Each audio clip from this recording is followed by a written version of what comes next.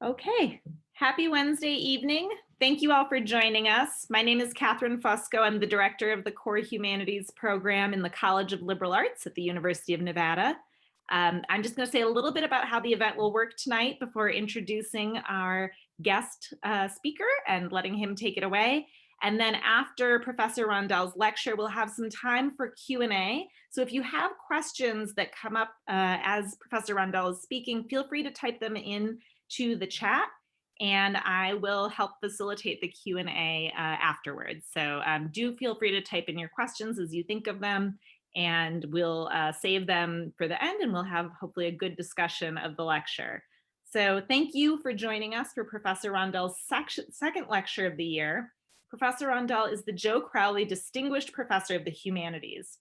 These distinguished professorships bring the work of some of our top teachers in core humanities to the public through this lecture series. So many thanks to the Crowley family for their generosity. David Rondel is Associate Professor of Philosophy at the University of Nevada, and he's currently Department Chair of Philosophy. He teaches an assortment of undergraduate and graduate courses in social, political, and legal philosophy and American pragmatism. He's published widely in these areas. In addition to numerous journal articles and book chapters, he's the author of Pragmatist Egalitarianism from Oxford University Press in 2018, and the editor of two books, Pragmatism and Justice in 2017, and Pessimism of the Intellect, Optimism of the Will, The Political Philosophy of Kai Nielsen, 2012. Another edited volume, The Cambridge Companion to Rorty, is scheduled to be published in 2021 with Cambridge University Press. And David is currently working on a book project exploring the connections between philosophy and anxiety, which is a very timely topic these days. So without further ado, I'm going to hand it over to you, Professor Rondel, if you want to share your screen and take it away. Will do. Thank you so much for that nice introduction, Catherine. And I want to second what Professor Fusco said in thanking Joe Crowley, the late Joe Crowley, the Crowley family and foundation for coming up with this wonderful professorship that I'm honored to be the current holder of. I want to thank the Core Humanities Department at UNR, the director, Catherine Fusco, as well as Chris Stansel in the CH office for all their help in organizing this talk tonight. I do also want to acknowledge Soha Alvi, who prepared a beautiful flyer for the event, so thank you as well for that. Of course, thank you all at home who are tuning in as well. I have to say thanks to you.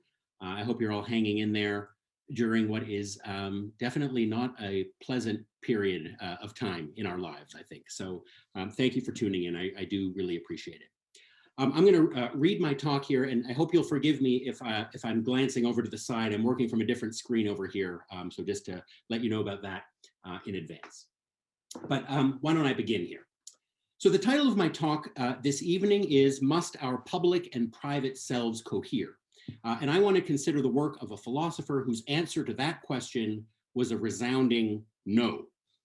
The philosopher I have in mind, of course, is American pragmatist, or neo-pragmatist more accurately, Richard Rorty, one of the most celebrated and controversial Anglophone philosophers of the second half of the 20th century. Through a reading of his autobiographical essay, Trotsky and the Wild Orchids, about which I'll tell you more in a moment, I'll try to lay out the broad contours of Rorty's argument about the separation or bifurcation of our public and private selves, and then I'll comment briefly on what I take to be a couple of interesting consequences of Rorty's view. So I think Rorty's work is endlessly fascinating, and I'll try to convey some of that in what follows, but let's get started with a few biographical bits about Rorty's rather unusual childhood.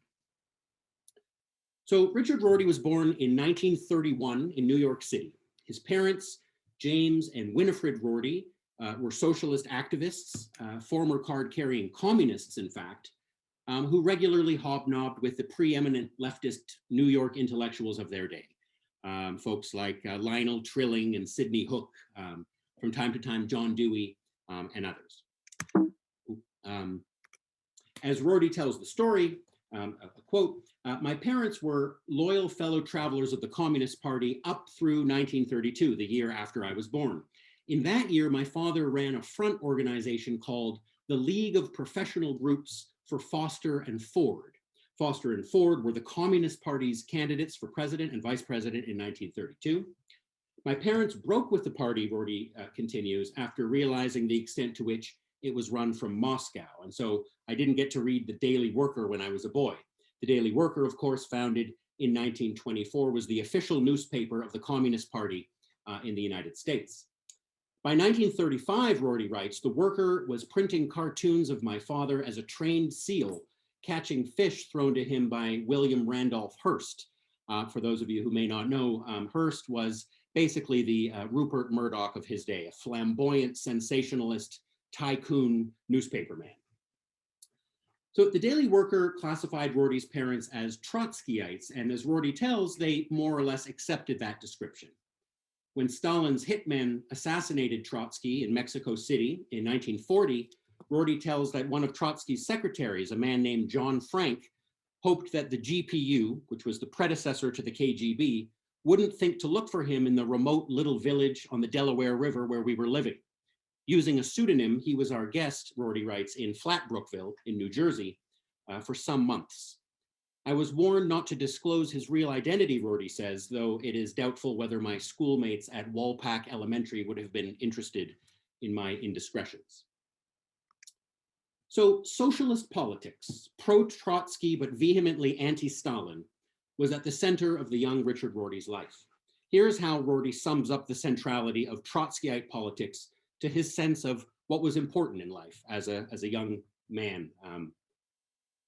He writes, I grew up knowing that all decent people were, if not Trotskyites, at least socialists. I knew that poor people would always be oppressed until capitalism was overcome. Working as an unpaid office boy during my 12th winter, I carried drafts of press releases from the Workers' Defense League office off of Gramercy Park, where my parents worked, to Norman Thomas's, the Socialist Party candidate for president's house around the corner, and also to A. Philip Randolph's office at the Brotherhood of Pullman Car Porters on 125th Street. On the subway, I would read the documents I was carrying. They told me a lot about what factory owners did to union organizers, plantation owners to sharecroppers, and the white locomotive engineers union to the colored firemen whose jobs white men wanted now that diesel engines were replacing coal-fired steam engines. So at 12, I knew that the point of being human was to spend one's life fighting social injustice. End of quote. But leftist politics wasn't the only thing that inflamed the young Richard Rorty. He also had, as he tells the story, weird, snobby, private, incommunicable sorts of interests. The most prominent of these was a fascination with wild orchids. Some 40 species of wild orchids occur in the mountains of northwest New Jersey, where Rorty and his parents lived in the mid-1940s, and Rorty was apparently able to locate 17 of them. As Rorty tells the story, I prided myself enormously on being the only person around who knew where they grew, their Latin names, and their blooming times. When in New York, I would go to the 42nd Street Public Library and reread a 19th century volume on the botany of the orchids of the eastern United States. End of quote. Rorty wasn't sure why those orchids were so important to him, but he was convinced that they were. Retrospectively, he surmised that there might have been some, as he puts it, sublimated adolescent sexuality involved.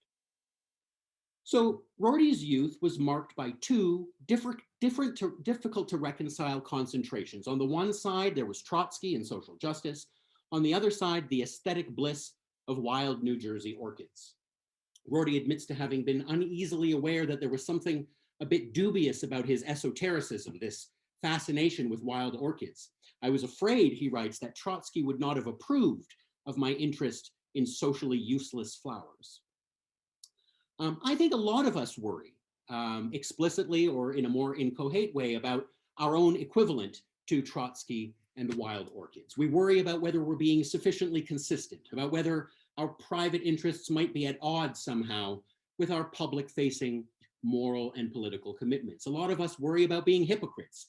We have thoughts like, how can I justify doing X when I believe so fervently in Y, and so on. We're frequently told that all of our choices, even private idiosyncratic ones, are appraisable by an objective moral standard, and we can have doubts correspondingly about whether we're doing all that we can to ensure that that standard is being met. So here's like a low stakes example. When I turned 40 a few years ago, I treated myself to a beautiful new, quite expensive electric guitar, a Gibson SG, painted in a color the Gibson Guitar Company calls Heritage Cherry.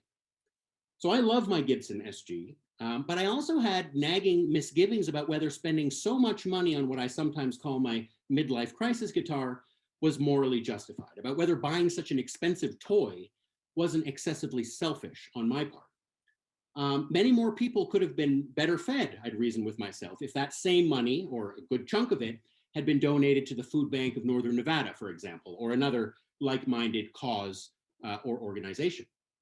I eventually got over it, but the guilt and uncertainty that I felt was real, and it did linger with me for quite some time. So let's get back to Rory's story.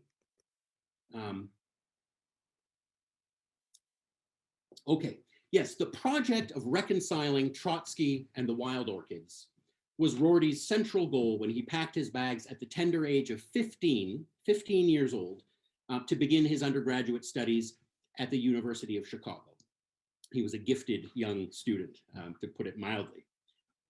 Here's an important passage. Rorty writes, "At 15, I escaped from the bullies who regularly beat me up on the playground of my high school by going off to the University of Chicago. Insofar as I had any project in mind, it was to reconcile Trotsky and the orchids. I wanted to find some intellectual or aesthetic framework which would let me, in a thrilling phrase which I came across in the Irish poet William Butler Yeats, hold reality and justice in a single vision." By reality, Rorty meant more or less those special moments in which, in the woods in New Jersey, and especially in the presence of certain rare orchids, Rorty had felt, in his words, touched by something numinous, something of ineffable importance. By justice, Rorty meant what Trotsky and all good socialists stood for: dignity, equality, fairness, the liberation of the weak from the strong. The teenage Richard Rorty wanted to be both an intellectual and spiritual snob and a friend of humanity, a nerdy recluse and a fighter for justice. He wanted to find some way to hold in a single vision his private intellectual aesthetic obsessions on the one hand and his public commitment to justice on the other. In short, and in a manner of speaking, he wanted for his public and his private selves to cohere. Rorty admits to having been very confused at the time, but he also thought that once he got to Chicago, he would find out how grown-ups managed to work the trick that he had in mind. So there are numerous twists and turns in Rorty's autobiographical narrative of intellectual maturation that we can safely pass over for the time being. From Chicago to Yale University, where he would receive his the PhD in philosophy in 1956, to many years as a world-famous philosophy professor at Princeton, the University of Virginia, and finally Stanford University. From Plato to Hegel and Nietzsche, and finally to John Dewey and the American Pragmatists, Rorty tells that he eventually came to the view that, as he puts it, quote, "the whole idea of holding reality and justice in a single vision had been a mistake, and that a pursuit of such a vision had been precisely what had led Plato and so many other philosophers astray." Very roughly put, this is the main argument of the book for which Rorty is probably best known, Contingency, Irony, and Solidarity, which was published in 1989. One of the central arguments in this book is that there is no need to weave together one's personal equivalent of Trotsky and one's personal equivalent of wild orchids. It's okay for the two to hang separately apart, unsynthesized, unreconciled. A person can strive to make her private life beautiful and her public life humane without worrying about how, or indeed if, these different strivings can be consolidated at the level of theory. We should make peace with the fact that sometimes, for some people, these different kinds of projects cannot be brought together philosophically in a single vision. Rorty would have said, it's great if you can manage to make your public and private selves cohere, but failing in that enterprise doesn't make you a sociopath, or at least it need not do so. So in this book, Rorty invents a character, a sort of imaginary intellectual or imaginary kind of intellectual that he calls the liberal ironist. Such a person would be ironic in the sense that they would be perpetually struggling for what Martin Heidegger called the hope for authenticity. That's the attempt to become one's own person rather than merely the creation of one's education and environment. To be ironic in Rorty's sense of the term is to be obsessed with the prospect of romantic self-creation, to be inflamed by the impulse expressed in William Blake's couplet, "I must create a system or be enslaved by another man's. I will not reason and compare. My business is to create." It's a quote from the poet William Blake. But unlike Nietzsche and Heidegger, say, or many of the Romantic poets, all of whom were ironists, to be sure, but anti-democratic and illiberal to the core, Rorty's ideal intellectual would be a liberal ironist, someone who, in addition to being obsessed with the prospect of private self-creation, would also recognize that we have obligations to other people, obligations not to bully them, for example, or to join them in overthrowing tyrants, to feed them when they're hungry, to give them, in short, the same opportunities for self-creation that we have, and so on. Rorty was well aware that history has produced many ironists who were non-liberals, and conversely, there have been many liberals who lacked the private irony that Rorty so lauded. But the more important claim here is this: the kind of project to which an ironic orientation answers, private self-creation, the quest for authenticity, and the kind of project to which a liberal orientation answers, the reduction of cruelty and suffering, may turn out in practice to have little or nothing to do with one another. Here's an instructive passage. So Rorty writes, one should try to abjure the temptation to tie in one's moral responsibilities to other people with one's relation to whatever idiosyncratic things or persons one loves with all one's heart and soul and mind, or if you like, the things or persons one is obsessed with. The two will, for some people, coincide, as they do in those lucky Christians for whom the love of God and of other human beings are inseparable, or revolutionaries who are moved by nothing save the thought of social justice. But they need not coincide, and one should not try too hard to make them do so.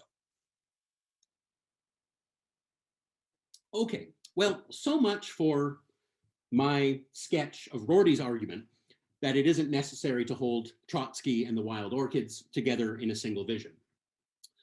In what remains of my lecture this evening, I'd like to consider what might follow if Rorty's right about this. If it's really the case that our public and private selves sometimes, for some people anyways, cannot be made to cohere. What's the upshot of Rorty's view?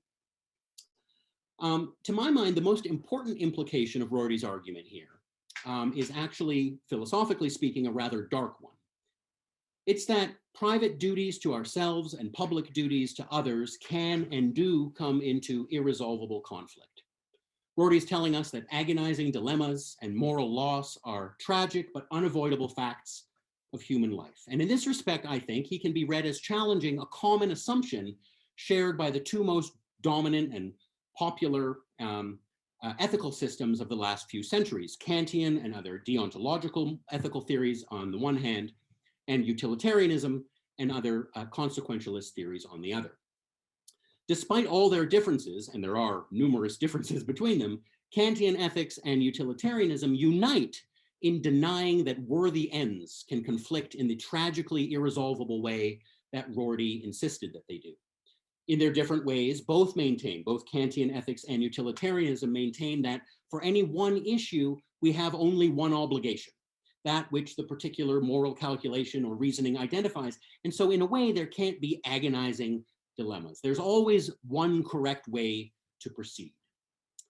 Rorty's argument about Trotsky and the wild orchids, I think, can be read as an attempt to challenge this assumption common to Kant and the utilitarians.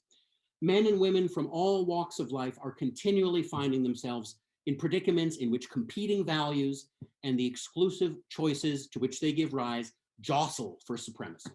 Agonizing dilemmas of this kind are real and ubiquitous on Rorty's view. They're not the result of conceptual confusion or some other error in moral reasoning, such that if only we could deploy the correct philosophical method, or if only we could sort of correct a few errors here and there, such conflicts would painlessly disappear. So here's an interesting and powerful example of the sort of thing that I have in mind, which comes from the famous French existentialist philosopher, Jean-Paul Sartre. So during the Second World War, Pierre, a fellow named Pierre, has to make an agonizing choice. He has to choose between joining the resistance, which means abandoning his aging mother, or staying on the family farm to take care of his mother, but not helping to join the fight against the Nazis. So Pierre faces a choice to which there is no obviously correct answer. And crucially, any choice he does make entails the tragic loss of something of value. As Rorty's longtime friend and fellow pragmatist philosopher Hilary Putnam comments, what makes Pierre's dilemma so intractable and formidable is that he's not merely searching for like the optimal policy to follow in this particular case. He's also trying to decide in a much more weighty way who he is. So here's Putnam, quote, "Even if I choose to devote my life to a calling whose ethical and social value is certain, say to comforting the dying, helping the mentally ill, curing the sick, or relieving poverty, I still have to decide not whether it's good that someone should do that thing, but whether it's good that I, Hilary Putnam, do that thing. The answer to that question cannot be a matter of well-established fact." And so Putnam concludes that one of the things that is at stake in Pierre's situation is the need to decide who Pierre really is. Another example from yet another pragmatist philosopher comes from Elizabeth Anderson. And this example involves a protagonist named Sarah, who must choose between two ways of life. One is secure, content, and parochial, focused on the cultivation of fulfilling and loving relationships among a small circle of friends and family. The other sacrifices lasting relationships with intimates for the sake of an outstanding career in ballet, which offers excitement, glamour, significant contributions to world culture, and broader knowledge of the world. Each way of life is good in its own way and defective in others.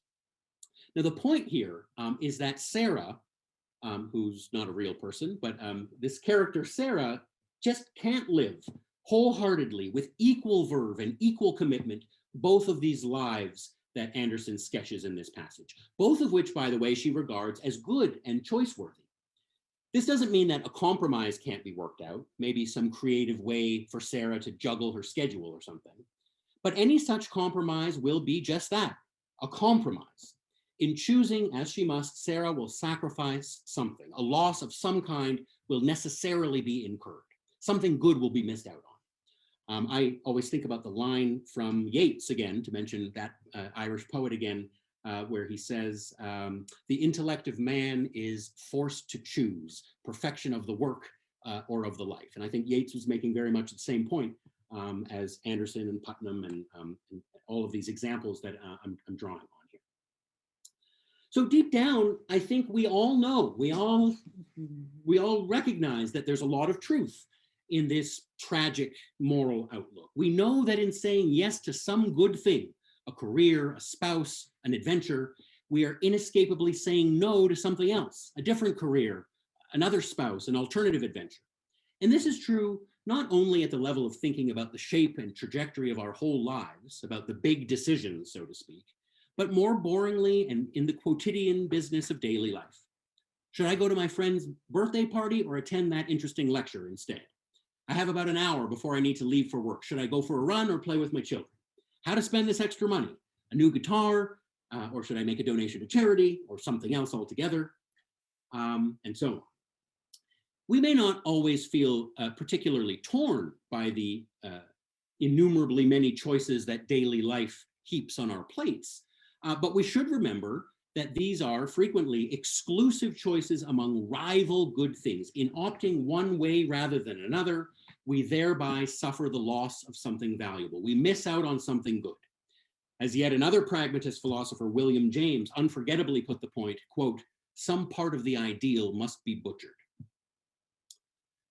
We probably won't have a decisive reason for proceeding one way or another in some of these cases. If we did, the predicament probably wouldn't have been a genuine dilemma in the first place. And yet decisions do somehow get made. People muddle through and make choices. Pierre will stay on the farm or join the fight against the Nazis. Rondel will buy his guitar or give the money to the food bank. Sarah will pursue a career in ballet, or she won't.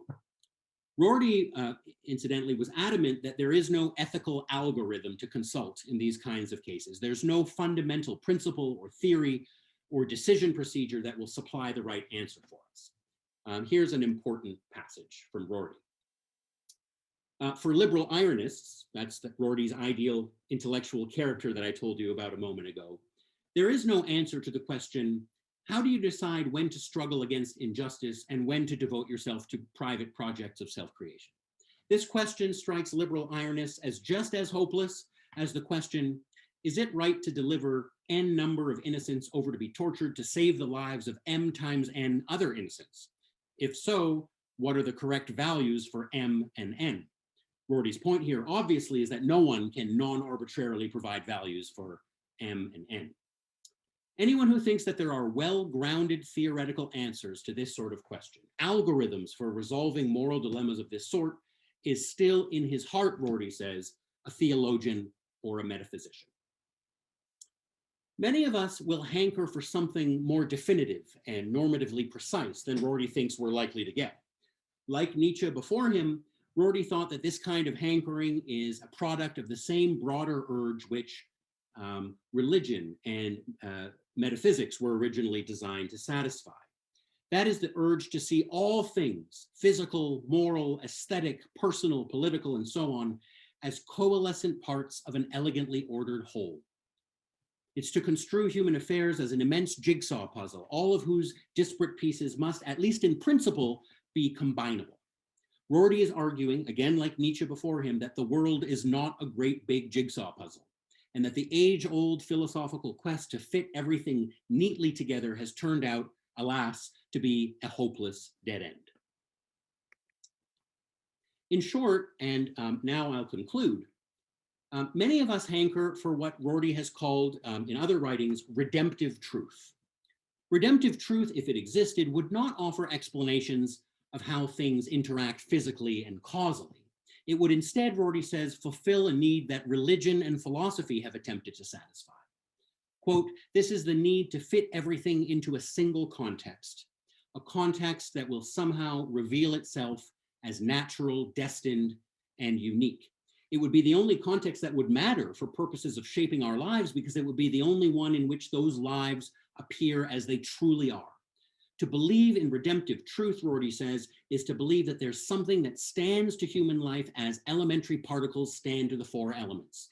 Something that is the reality behind the appearance, the one true description of what's going on, the final secret. For better or for worse, Rorty is telling us that redemptive truth just isn't in the cards. Men and women will forever be agonizing over difficult choices, taking risks, making sacrifices, incurring losses, compromising some good things for the sake of others, muddling through, doing the best that they can. In the real world, in real life, there's simply no way to avoid this. And there's furthermore no fail-safe procedure to be followed in working out what to do. Ad hoc, intuitive balancing, estimating, making imprecise trade-offs, experimenting, where that's even a possibility, is probably the most and the best that we can hope for. We may wish it were otherwise, but if Rorty is right, accepting that our public and private selves sometimes cannot be made to cohere is our fate. And if you'll permit me just a moment of shameless self-promotion before I stop. Professor Fusco made quick mention of this, but I do want to let you know about the new Cambridge companion to Rorty. There's the sort of cover and back cover that I just received. It's scheduled to be published this month in a matter of days, in fact. And so if an interest in Rorty perhaps might have been kindled in you tonight, I warmly invite you to seek out this volume when it becomes available. So thank you very much for listening. I really appreciate it, and I look forward to hearing perhaps some of your questions. Great, and congratulations on the book. So that's exciting news. We do have a couple questions to get us started, and I think I misspoke at the beginning. If you could put your questions into the Q&A, not into the chat. I will go ahead and start our Q&A. So thank you so much for the talk. We've got a question from Erica that came up pretty early, and Erica asks, don't virtue theorists also address broadly cases where different virtues conflict when faced with moral decisions? Is this thesis informed by any kind of virtue theory? Yeah, that's a great question. I think that's Erica from a former student in our philosophy department here at UNR, a master's student, moreover. I don't think that Rorty was much influenced by virtue theory, not really. So I think that this sort of the tragic element in Rorty's philosophy, this idea that there are these, inescapable trade-offs, that we have to compromise some good things for the sake of others, that some values just inherently conflict. I think maybe the person that he most sort of derives that view from is probably William James. I think William James is like the true heir to Richard Rorty. They're the sort of closest among the pragmatists. But there's a whole host of other philosophers that do also emphasize that sort of tragic side of things. I'm thinking maybe Bernard Williams. I know Rorty was a fan of his work. Who else? Susan Wolf, working more contemporarily at UNC Chapel Hill. G.A. Cohen. So I'm not sure. Maybe Isaiah Berlin would be another influence on Rorty in this area. But yeah, so I don't think that Rorty is sort of overly indebted to the virtue theory, sort of Aristotelian tradition, as much as he is to sort of Berlin and especially James, I would say. James is always emphasizing the fact that there's going to be loss. That's kind of his move, most of the time. But so yeah, that's how I would answer that question. Thank you, Erica, for that question. And we've got a very different question that's a little bit about current events from Malachi. And so Malachi says, recently Texas was under the pain of a unique freeze that plunged much of the state into a cold and life-threatening state of emergency. At the same time, Senator Cruz jumped on a plane and seemingly fled to a warmer place. Well, I don't argue that Senator Cruz didn't have the right to travel to Mexico and back, seemingly without quarantine periods. Is it fair to say that Senator Cruz, being a special kind of citizen, has a duty or obligation to stay and govern and fight on behalf of his constituents? So it seems like this question is asking, for different people, public selves might carry different kinds of obligations in terms of the kind of question of coherence. And so I'm curious what you think about it. And so is Malachi. Absolutely. Hello, Malachi. Yes. Of course, as a senator of the state, we should acknowledge that Ted Cruz had special obligations in a case like that. If Ted Cruz was just a private citizen, a private Texan, I don't think anybody would never would have heard that some guy named Ted Cruz flew to Cancun. Instead, it was this big story. So yes, I think there's definitely sort of specific obligations that we have in virtue, perhaps, of some of our public roles. I don't think Rorty would want to deny any of that, certainly. I think, though, maybe one way to maybe make the point a bit sharper. I think utilitarianism is kind of unique in this regard.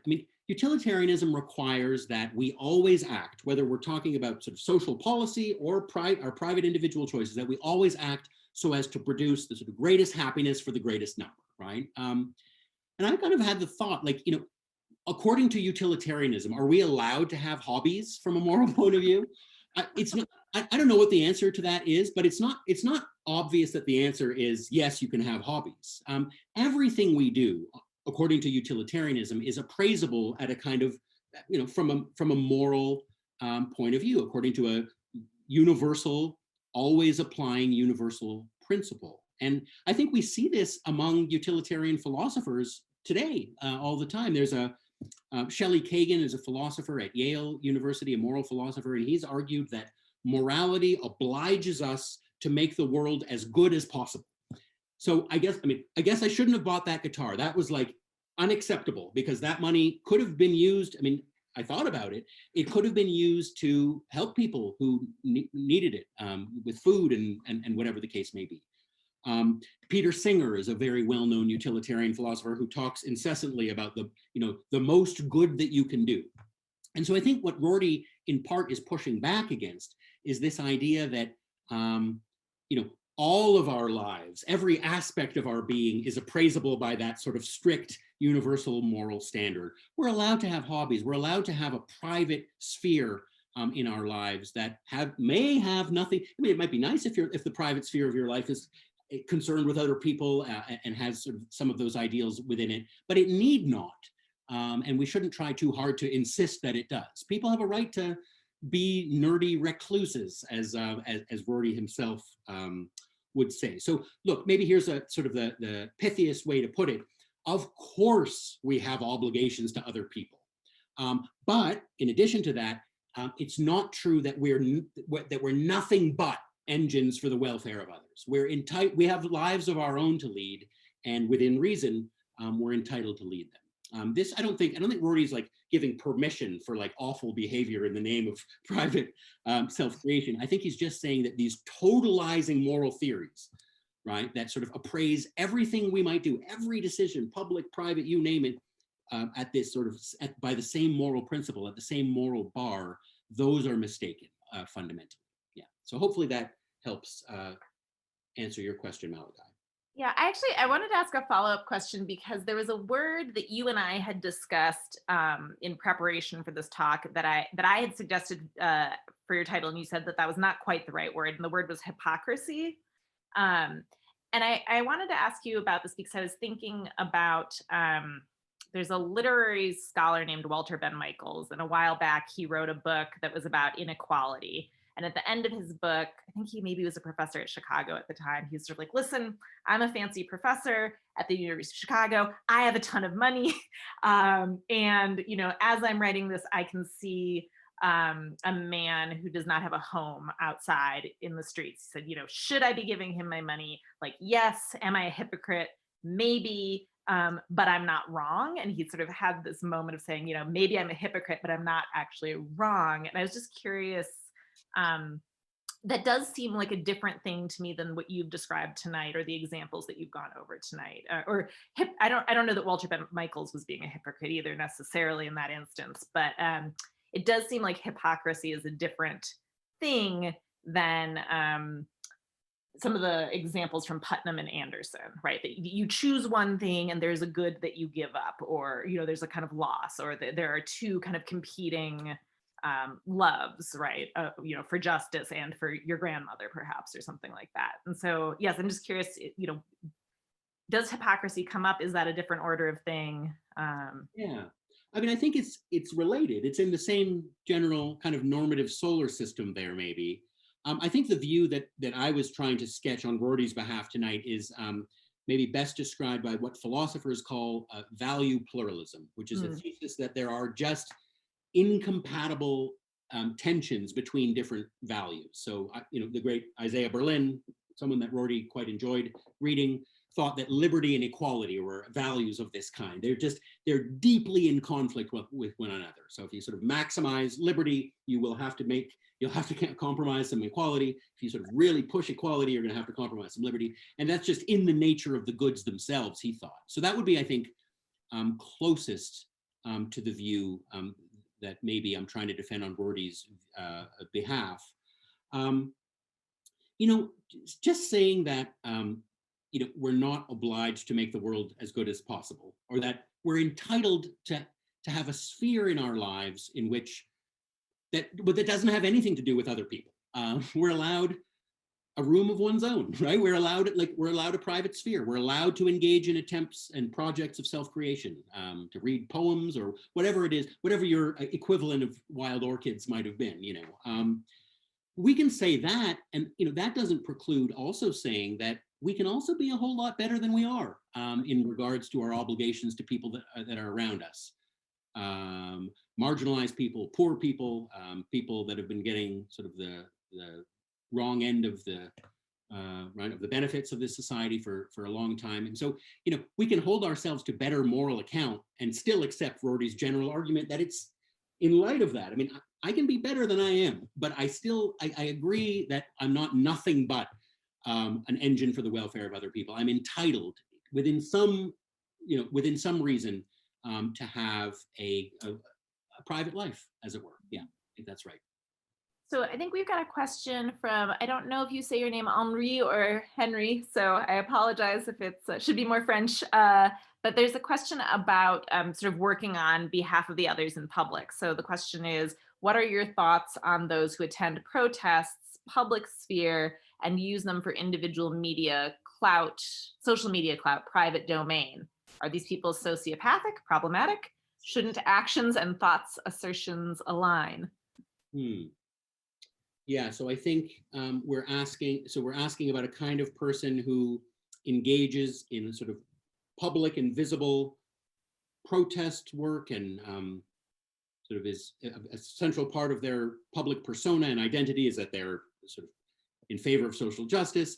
But I think, Henry or Henri is putting a kind of dubious motive to them. They're only doing it, presumably, if I'm understanding your question here, not because they believe that that's right or appropriate or just, but that it's just a way for them to kind of boost their brand or something like that. I mean, I don't know what the right word would be for someone who like is out there publicly talking about justice matters and conducting themselves activistically, who doesn't believe any of it and is only doing it for a kind of self-promotion. Yeah, problematic is a good word. That was your word there. So I don't know exactly what word we would use, but certainly that's a weird kind of phenomenon, right? That person would open themselves up to a kind of critique. What exactly the name of their shortcoming or sin is, I don't know, but certainly that person falls short in some way, I think. But it's a good question. I have to think about that. This is not a question, and I will come back to the questions, but Erica wrote a clever something down at the bottom. Erica writes, treat yourself sometimes, Rory. So I think that's a nice summary. So if you give this talk again, that is your new title. Erica, that's perfect. Treat yourself sometimes. And yeah, that's right. Not unlimitedly, right? We have obligations to other people, but also treat yourself. Yeah, well done. Yeah. So Nick has a question though. So Nick asks, is the trade-off between public and private projects substantially different than trade-offs among private projects or trade-offs among public projects? Okay, so this is like one for the other rather than within the same category, right? That's right. Yeah, it's a great question, Nick. Thank you for that. I think Rory thought that trade-offs and agonizing conflicts would obtain in all of those areas. So if we're just talking about private projects, there can be conflicts within that sphere. What novel are you going to read next? Or I don't know, you want to mix maybe something that you want to do in private with something else that you want to do in private. You might have to make different trade-offs there too. That's true in the public sphere as well. How are you going to spend of your money and your energy? You can't do it all. There will be loss in choosing one way. You'll inevitably be saying no to something else. And then of course, there are trade-offs between public and private projects as well. But I feel that, I mean, just to speak sort of candidly, and I feel that on a daily basis. If I might be sort of at my computer trying to do some work, and I'll hear like my children will be in the background and they kind of want to maybe play or hang out or do something. And I actually physically feel like sort of being torn by these they're both, working on my philosophy project, playing with my kids. They're both good things, clearly. It's not like one is bad and one is good. But I think any normal human being in the course of living their life makes these kinds of trade-offs, sacrifices some things for the sake of others, literally every single day.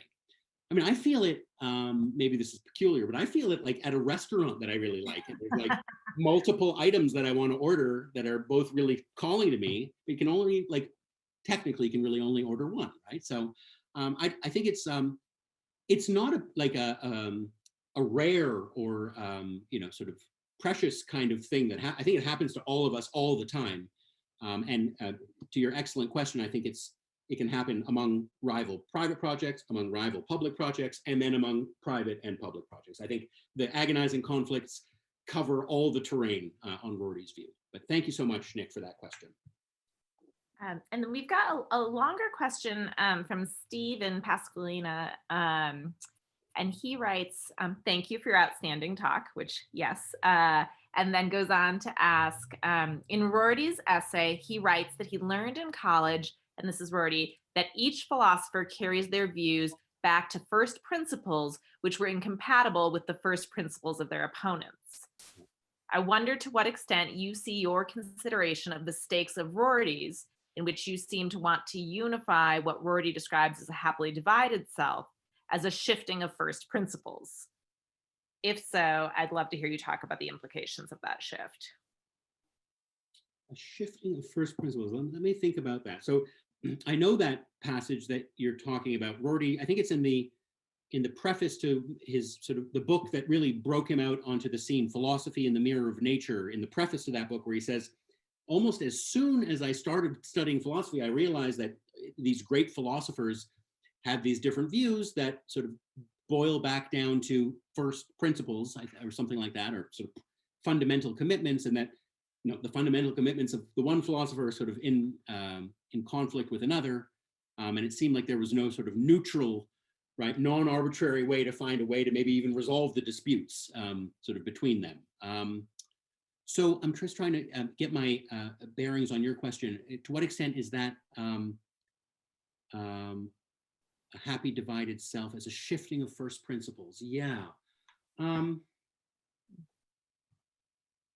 don't know, Stephen. I wonder if there's a way maybe I'm not sure I quite get it. So I mean, let's put it this way. A lot of the great philosophical and religious systems of the past have insisted on a unified self. So think about like Christianity. Christianity maintains that what will give you, your private sense of salvation is bound up with, right, a sort of ethos of love and brotherhood that you would show towards others. They don't come apart. Plato's philosophy is deeply, Nietzsche called, right, Plato Christianity Christianity was Platonism for the people, so they're similar in that respect. But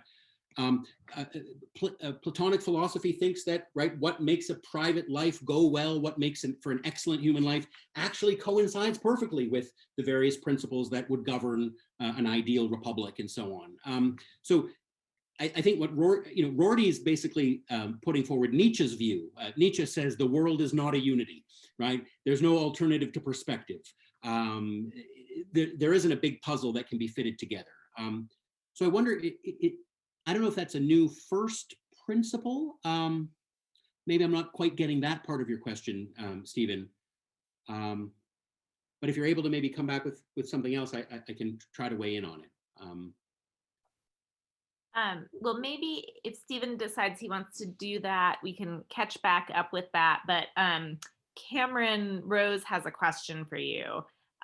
So Cameron writes, would it be safe to say that the comparison of what many people think about jobs, in the sense many are working their butt off for very little while some do little to be productive members, and I guess a basis along the lines that a utilitarian view would be to keep grinding and grinding, while Rory's view is more about doing what one can in pursuits of justice while still giving themselves time to treat themselves. I stole that last part. Yeah. I do want to kind of caution against what may be a sort of reading of Rorty that I'm not attributing it to you, Cameron, but I'm wondering if it's creeping into the air here, that Rorty's like giving us permission to, like, right, walk away from our moral obligations to others. He's not. We have moral obligations to others. And furthermore, almost each and every last one of us is falling short of those reasonable moral obligations. I think what Rorty is saying is that we're not nothing but engines for the welfare of other people. We're permitted to have some private projects, but where to draw the line. As he said in one of the passages that I quoted from, no one can say, like, if I ask, like, what percentage of my time should I dedicate to social justice matters, and what percentage of my time, am I allowed to sort of engage in my private hobbies? No one can give a number with that, which that wouldn't be arbitrary, something like that. There's no algorithm, there's no decision procedure for figuring that out. So yes, I think you're right that utilitarianism, Cameron, does insist on a very strict. There's one moral principle, the principle of utility, and it covers everything. Whether you're talking about governments passing laws or a private individual deciding whether or not to eat meat. Every single decision is appraisable by that same moral standard. And I think Rorty is trying to carve out some space in which we're permitted to do some things and engage in some kinds of activities that may have nothing to do with anyone else's welfare. We probably have obligations not to hurt anyone unnecessarily, but there should be space in a decent liberal society for the nerdy recluse. There should be a space for Nietzsche, who was like a horrible, like anti-liberal, anti-democrat, but who produced, as a matter of private self-creation, some wonderful works, that have transformed us, the academy in so many ways. So hopefully that speaks to part of what you were getting at there, Cameron. Thank you for that great question. So I'm going to hop around a little bit here. Carlos has a question from our philosophy department here. So he says he wants to know about trade-offs. He says trade-offs involve pitting incommensurable values against each other. Is value consistency a virtue? Is value inconsistency a vice? Either in a single moment, for an issue, or across time, either for a person or society? Yeah, that's a great question. Hi, Carlos. It's a good question in particular because Carlos and I are co-authoring a philosophy paper called What's So Great About Consistency? And I think maybe that's it. This question is also a nudge for us to finish it up and send it out. But yeah, I think value consistency is a virtue of some kind. Professor Fusco, you asked a little earlier about hypocrisy. I mean, the sin of hypocrisy is really to be inconsistent with one's values, right? The hypocrite is a character in the Bible. It's a person who puts forward a moral standard for other people that he or she isn't willing to sort of adopt for themselves. And I think we all know that there's something the matter with that. That's a person falling short in some way or another. So I think, all else being equal, yeah, consistency is a virtue and inconsistency is some kind of vice. But that doesn't mean, as I'm sure you'll agree, I mean, the perfectly consistent Nazi is a possibility too. You could have vile values, but be perfectly consistent in upholding them within a sort of system of values too. So, consistency is not going to save you if your values suck. Right. Thank you, Carl. Yeah. That does make me think, I think maybe because I was teaching this recently about, Emerson's on self-reliance, right? Where he has the famous quotation about consistency being the hobgoblin of little minds. And it does make me think about the part of Carlos's question, which is about time, right? And I think that's part of, similarly, Emerson is maybe not as careful as Rorty, but, there is something to this idea that the idea that one would stay the same, right? That one would stay the same over time. And, in order to be consistent with who you were in the past, it does seem like, I don't know, that there's got to be room for kind of human change over time. For sure. Absolutely right. Yeah. So, no, I think Rorty would grant that. I mean, Rorty was very much, particularly towards the later part of his career, very much a kind of like romantic individual. He and I think he became more romantic sort of as he aged. So I think the idea of sort of reinventing yourself, of becoming someone new, Rorty would be all in with that possibility. I took Carlos to be talking about the sort of straightforward instance of sort of hypocrisy. But yes, of course, over time, it would be a little bit sad if we didn't evolve and change and grow in various ways. Yeah. That's right. Yeah, you can summon Walt Whitman too, right? Do I contradict myself? Yeah. I think there's so much of our political discourse, right? The discourse of the flip flop or whatever, right? That the idea that to change over time is, somehow suspect, right? Absolutely, yeah. That I've thought on it, and then I've grown, and then I've talked to people, and now I think a little bit differently. You're right. We should celebrate that. We should commend that in the name of fallibilism. Absolutely. So Avery has a question for you about a different philosopher. So Avery says, during the talk, I thought of some similarities to Locke's two treatises. Yes. In what ways could you draw similarities and differences? Do you think they would be aligned, or inclined to agree on the whole treat yourself sometimes ideology, which I just love that this is now part of the way that we're going to talk about Rorty. I think that's terrific. But That's amazing. Erica has a real talent of like pinning a slogan on a view, and it's always just spot on. Yeah. So I'm glad, Avery, that you brought up John Locke. John Locke, I think of as kind of the first liberal political philosopher, the first philosopher to have a view of a theory of limited government that we would, by today's standards, call liberal.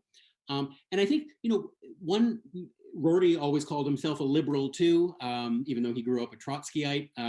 But I think that this kind of public-private distinction, a version of it is at play in any theory that I think we would rightly call liberal. So any liberal theory, political theory, will draw a distinction between public and private, a distinction between those areas into which a state may intrude and interfere and those areas where it may not.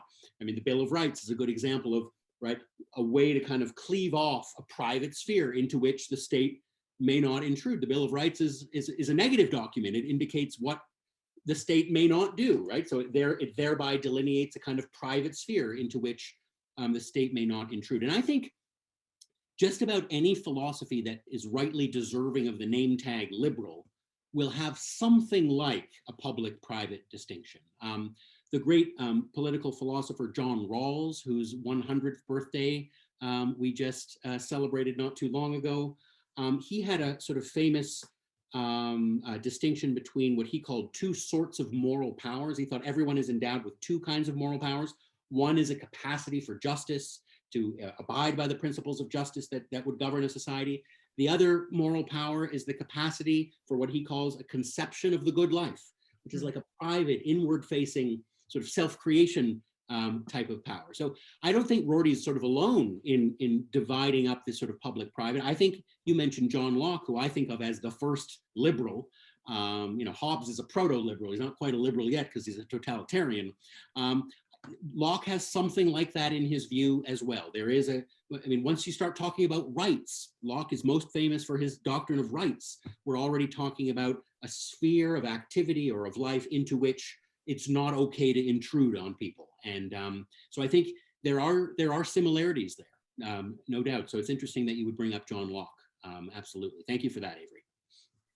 And so maybe there's time for just this last question from Philip. And I don't know that we have to read the whole thing about Ted Cruz again, but it is this question about where is the line that Rorty would be comfortable placing between the public and private, or how do we know where to divide things up? Yeah. So ultimately, I think, Philip, this is going to maybe be a little bit disappointing, if I understand Rorty correctly. But let me read your question. Yeah, sorry, I guess I could have.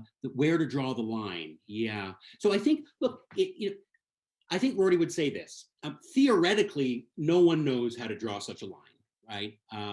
There's no philosophical article that's going to do it for us. We have to figure out where those lines are ourselves in the actual practice of leading our lives. We do anyways.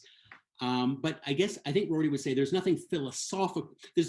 We don't need the help of the philosophers to come in and sort it out for us. We're going to have to work it out on our own.